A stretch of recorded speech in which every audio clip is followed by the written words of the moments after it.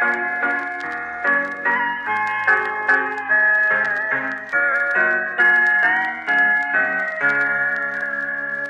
月の給料から先に差し引く。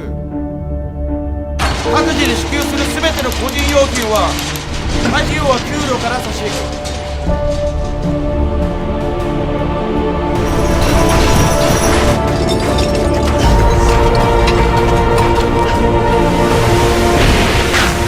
Halo semuanya, selamat datang di pembahasan film The Battleship Island yang dirilis pada tahun 2017. Film ini mengisahkan tentang masa pendudukan Jepang atas Korea menjelang akhir Perang Dunia Kedua, tepatnya pada tahun 1945. Film ini diangkat dari kisah nyata loh. Film ini menggambarkan bagaimana ratusan warga Korea dipaksa menjadi pekerja paksa di Pulau Hashima yang terkenal dengan julukan Pulau Neraka. Pulau ini letaknya hanya 15 km dari kota Nagasaki yang kemudian menjadi saksi bisu kekejaman penjajahan Jepang.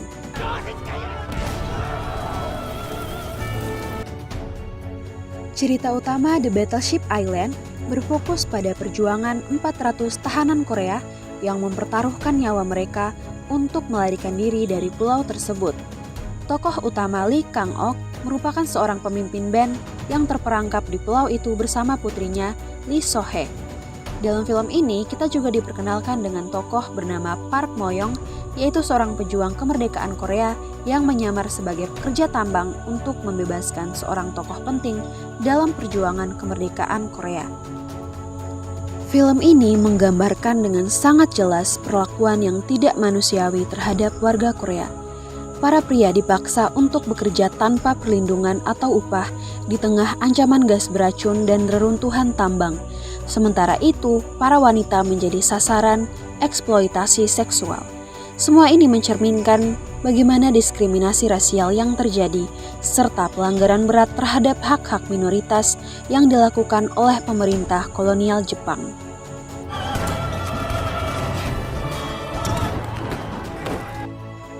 The Battleship Island juga mengungkapkan kompleksitas dalam diri masyarakat Korea, di mana ada individu yang memilih untuk bekerja sama dengan penjajah demi keuntungan pribadi.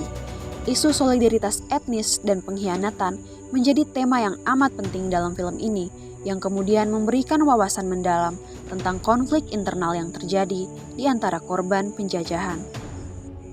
Jika kita melihat dari sudut pandang teoritis, film ini membahas berbagai isu hak asasi manusia, termasuk eksploitasi tenaga kerja paksa, pelanggaran hak-hak dasar, dan diskriminasi etnis.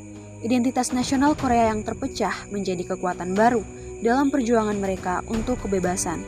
Sementara itu, Jepang membangun identitas superioritas rasial untuk membenarkan tindakan dehumanisasi terhadap rakyat Korea.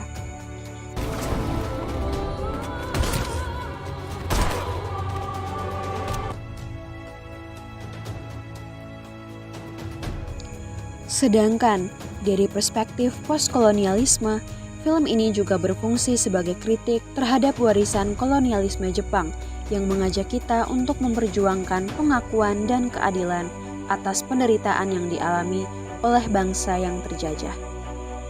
Dan itulah review dari film The Battleship Island. Semoga kalian bisa memahami bagaimana kondisi yang kompleks di kawasan Asia Timur. Film ini bukan hanya sebuah film biasa, namun film ini memperlihatkan bagaimana isu hak asasi manusia sangat relevan dengan kondisi nyata yang dialami oleh etnis Korea Selatan di masa penjajahan Jepang.